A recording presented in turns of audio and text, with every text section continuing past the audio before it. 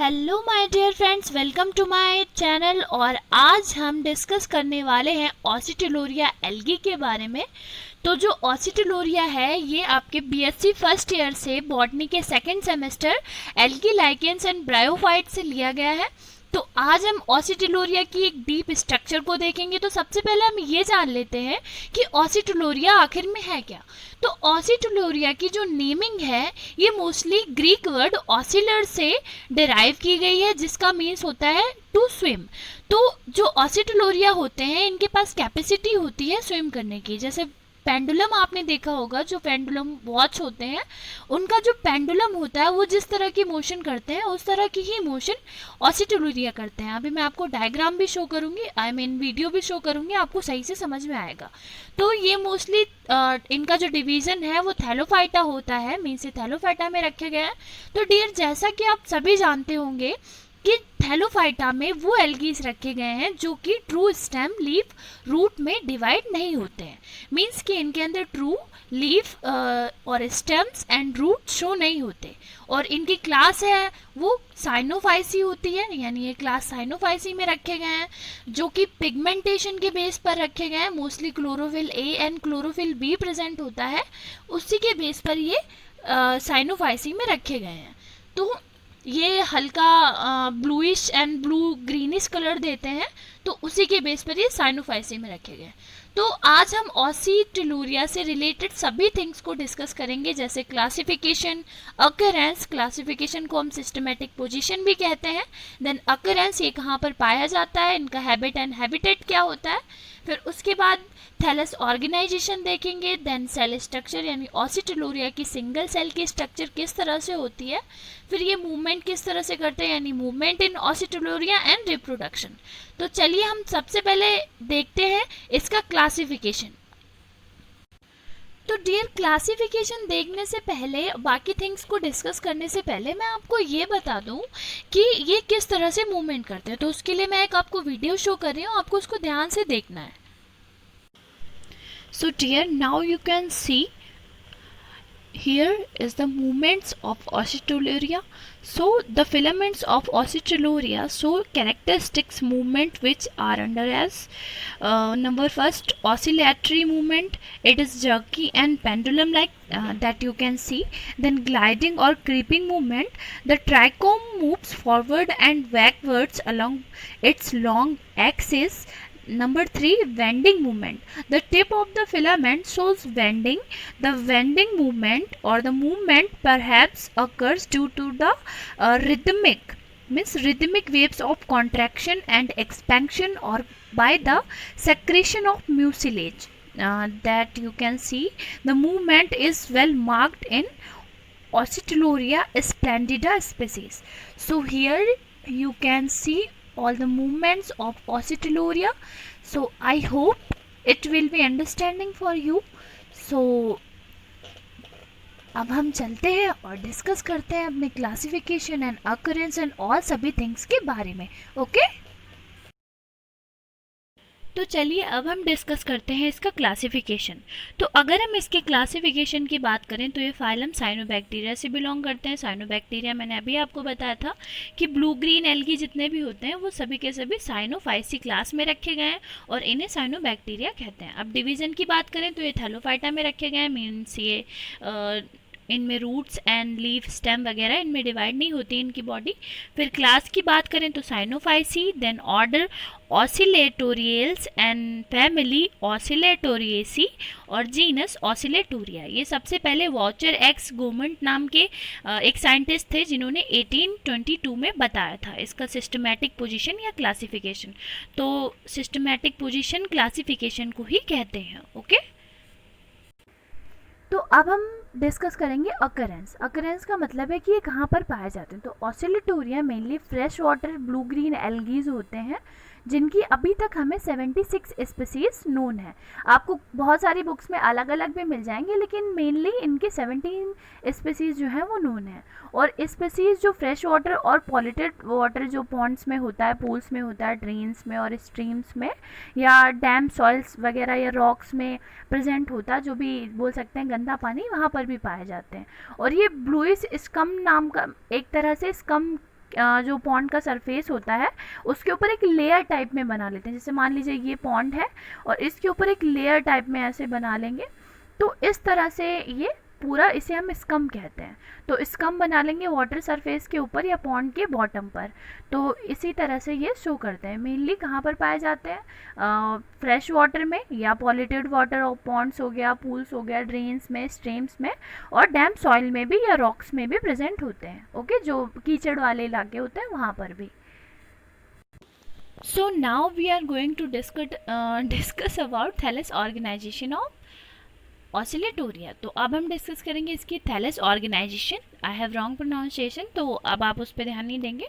तो thallus organisation की अगर हम बात करें तो ये जो मोस्टली होते हैं, जैसा कि आपको डायग्राम में भी शो हो रहा होगा, अनब्रांच्ड और फिलामेंटस एल्गी होते हैं। अनब्रांच्ड का मतलब होता है कि इनमें कोई भी ब्रांच निकली हुई नहीं होती है, और फिलामेंट्स का मतलब होता है कि ये देखिए छोटे छोटे, ये बीच में आपको लाइनिंग लाइक स्ट्रक्चर दिख रहा है, लाइनिंग जैसे, इन्हें कहेंगे फिलामेंट्स। ये जो आपको थ्रेड लाइक स्ट्रक्चर है, थ्रेड का मतलब फिलामेंट लाइक स्ट्रक्चर, एक धागे की तरह संरचना होती है, स्ट्रक्चर होती है, और ये अटैच होते हैं, फ्री फ्लोटिंग होते हैं, मतलब फ्री फ्लोटिंग भी हो सकते हैं या किसी सबस्ट्रेटम से अटैच भी हो सकते हैं, और रेयरली जो केसेस होते हैं उनमें ये सिंगल ही प्रेजेंट होते हैं। और इन majority of the cases species में ये कॉम्पैक्ट टैंगल मास या स्पंगी शीट की तरह फॉर्म करते हैं स्ट्रक्चर को, जैसा कि यहाँ पर भी लिखा है, majority of the species they form compact tangle mass और स्पंजी शीट्स। तो फिलामेंट्स जो होते हैं वो इंटरवोवन होते हैं या अरेंज होते हैं पैरेलल रोज में, जैसे आपको दिख रहा होगा, या तो ये एक साथ होंगे, और या तो ये एक पैरेलल रो में, जैसे आपको दिख रहा है उस तरह से कंटेन होंगे या लगे हुए होंगे टैंगल मास में या स्पंगी शीट में, तो होते ही हैं ये। तो इनके जो फिलामेंट्स हैं वो यूनिसेरिएट होते हैं और एक सिंगल ट्राइकोम से कंटेन होते हैं, जैसे कि आपको यहाँ स्ट्रक्चर में दिख रहा होगा। देखिए ये हार्मोगोनियम यहाँ पे structure, then separate disc, apical cell, ऊपर की जो सेल्स होते हैं उन्हें कहते हैं एपिकल सेल्स, और ट्राइकोम ये स्ट्रक्चर होती है, जैसे कि आपको ये पूरी स्ट्रक्चर शो हो रही है, इसे कहेंगे ट्राइकोम।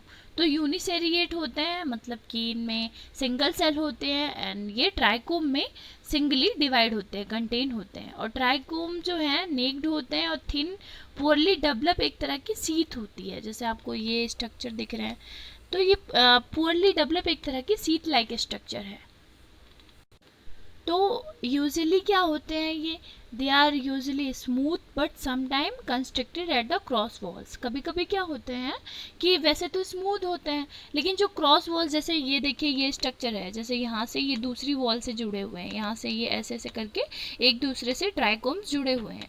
तो क्या होता है कि कभी कभी दूसरी वॉल से ये लोग ये थिंग्स कंसिस्ट होते हैं या कंस्ट्रिक्ट होते हैं। और हर ट्राइकोम जो ट्राइकोम होता है ये अनब्रांच्ड होता है, काफ़ी लॉन्ग होता है, फ्लैट थ्रेड लाइट स्ट्रक्चर होती है, एक धागे की तरह संरचना होती है, जो कि न्यूमरस सेल से, ये पूरी स्ट्रक्चर है ना, इसे कहेंगे हम ट्राइकोम।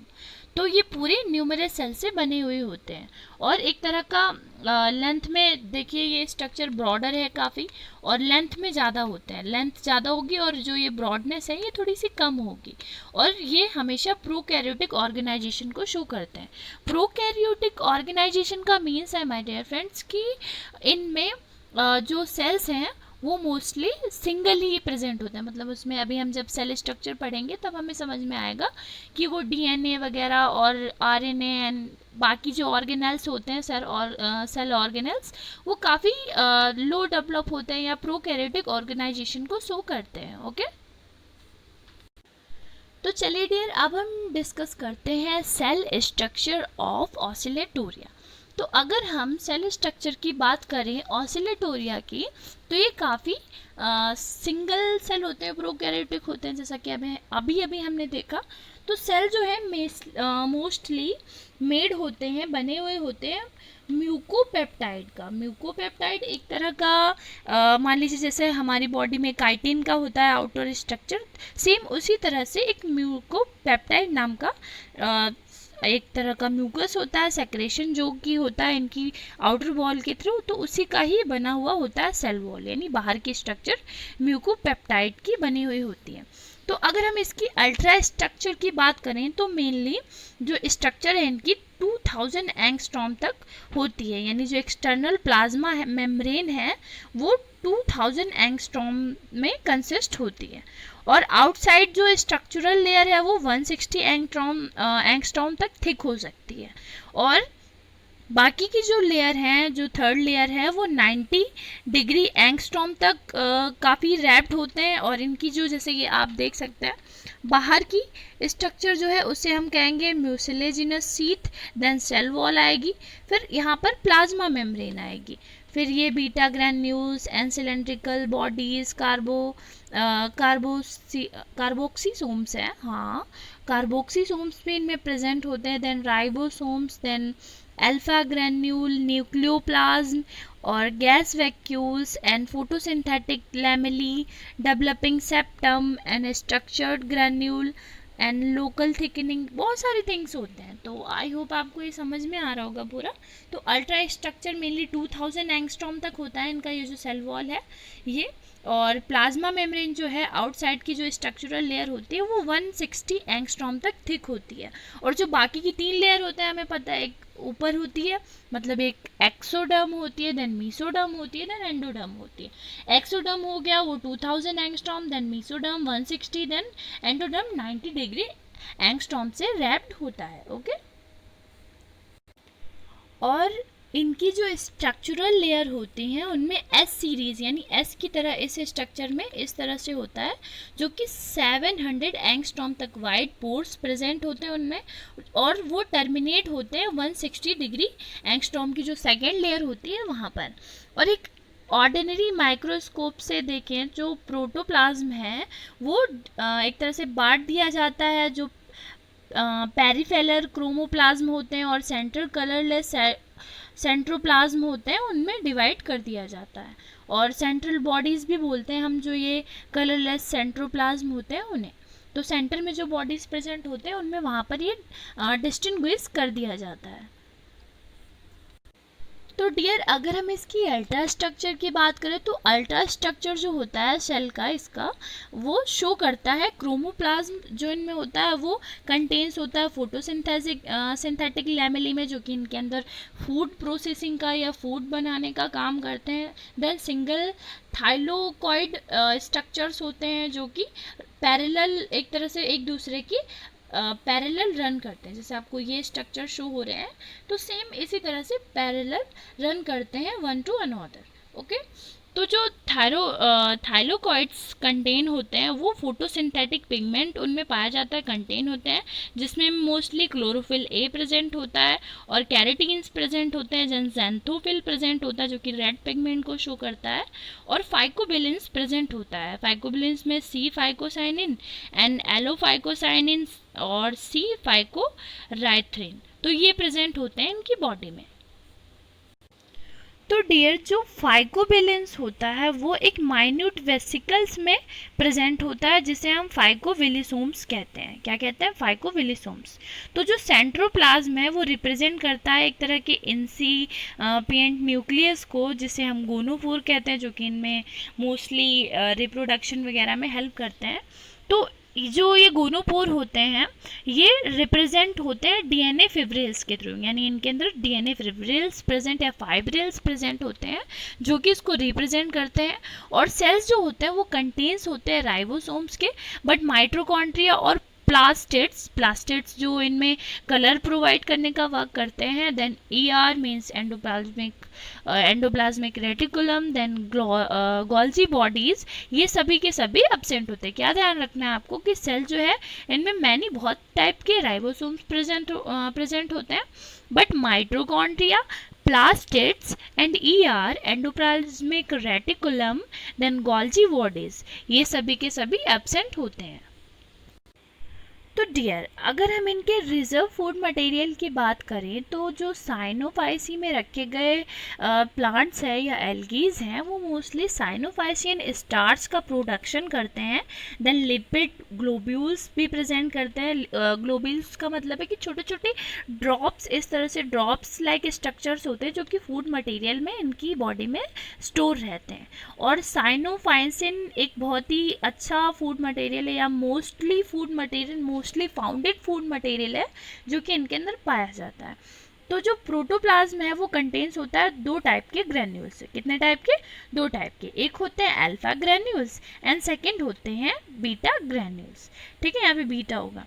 तो जो बीटा, एक होते हैं अल्फा एंड एक होते हैं बीटा। तो जो अल्फा ग्रेन्यूल्स हैं वो कंटेन्स होते हैं प्रोटीन से और पॉलीसैकेराइड से। और जो मान लीजिए जितने भी सैकेराइड्स होते हैं वो 3 टाइप्स के होते हैं, mono and di and poly. Poly में ये आ गए, ठीक है। और जो ग्रेन्यूल्स हैं उनमें 3 लिपिड्स प्रेजेंट होते हैं। और प्लांक्टोनिक जो स्पीसीज होती हैं ऑसिलेटोरिया की, वो गैस वैक्यूल्स को भी फॉर्म करती हैं या बियर करती हैं। और इनके अंदर स्यूडो वैक्यूल्स यानी कुछ टाइम के लिए ही प्रेजेंट वैक्यूल्स भी प्रेजेंट होते हैं, जहाँ पर इनको मान लीजिए कम वाटर रिक्वायर हो रहा है, कम वाटर इन्हें मिल रहा है, तो वहाँ पर ये बोला जाएगा ना प्लैंक्टोनिक स्पीसीज जो है, तो वहाँ पर ये इनके अंदर जो मेम्ब्रेन है इनकी बॉडी के बाहर उसमें डिवाइड होते हैं, जो कि बहुत सारे हेक्सागोनल स्ट्रक्चर से बनी हुई होती हैं, जिसमें छोटे छोटे पोर लाइक स्ट्रक्चर भी होते हैं जिन्हें हम गैस वेसिकल या गैस वैक्यूल भी कह देते हैं। ओके, अच्छा, तो डियर जो ट्राइकोम होते हैं, मैंने आपको बताया था कि ट्राइकोम इस तरह से पूरे स्ट्रक्चर है, इसे हम कहेंगे ट्राइकोम। तो जो ट्राइकोम स्ट्रक्चर होते हैं वो शो करते हैं पोलैरिटी को शो करते हैं। देन ये पजेस करते हैं एपिकल सेल्स को। पोलैरिटी का मीन्स है कि ये ऊपर की तरफ इंक्रीज होते जाते हैं, बढ़ते जाते हैं। जैसे मान लीजिए यहाँ पर ये देखिए, ये कैपिटेट प्रेजेंट होता है, यहाँ पर ये धीरे धीरे एपिकल यहाँ पे ग्रोथ होती है, ये ऊपर का पार्ट एपिकल कहलाता है। एपिकल पार्ट ग्रोथ करता है, देन यहाँ पर एपिकल सेल का फॉर्मेशन होता है। धीरे धीरे जो नीचे की तरफ स्ट्रक्चर है, नीचे की तरफ सेल्स हैं, वो ओल्ड सेल्स होते हैं और यहाँ पर न्यू बने हुए सेल्स होते हैं। ओके, तो ये कैप लाइक कैपिटेट स्ट्रक्चर होती है, मैंने यहाँ पे शो भी किया है, माइक्रोस्कोपिक व्यू एक तरह का। तो कैपिटेट स्ट्रक्चर होती है जो कि थिक मेम्ब्रेन से कवर्ड होती है, जिसे हम कैलिप्ट्रा कहते हैं। ये आपको ध्यान रखना है कि कैलिप्ट्रा कहते हैं। तो एपिकल सेल जो है वो कॉनिकल स्ट्रक्चर होते हैं और डम शेप्ड, इस तरह के शेप्ड में होते हैं।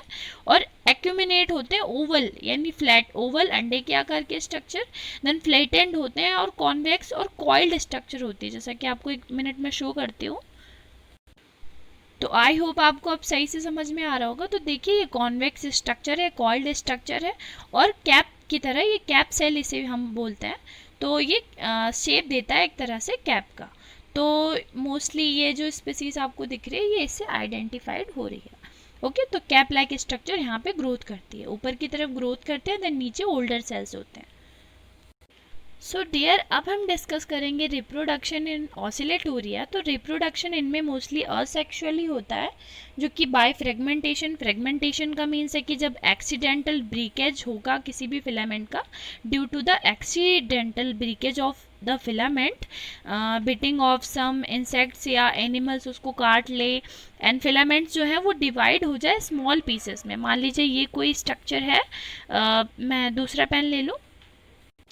सो मान लीजिए ये कोई स्ट्रक्चर है, देन ये एक्सीडेंटली इधर से टूट जाते हैं, तो यहाँ पर ये फ्रेगमेंट्स में डिवाइड हो जाएंगे और सभी के सभी ये छोटे छोटे जो इस तरह से स्ट्रक्चर बनेंगे, फ्रेगमेंट्स बनेंगे, वो क्या करेंगे, कैपेबल होंगे developing into new individual.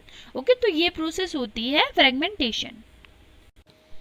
So second one is by hormogonia. तो हार्मोगोनिया काफ़ी एक नोइंग स्ट्रक्चर है और आपके एग्जाम्स में क्वेश्चन भी पुट आउट किया जाता है हार्मोगोनिया से रिलेटेड।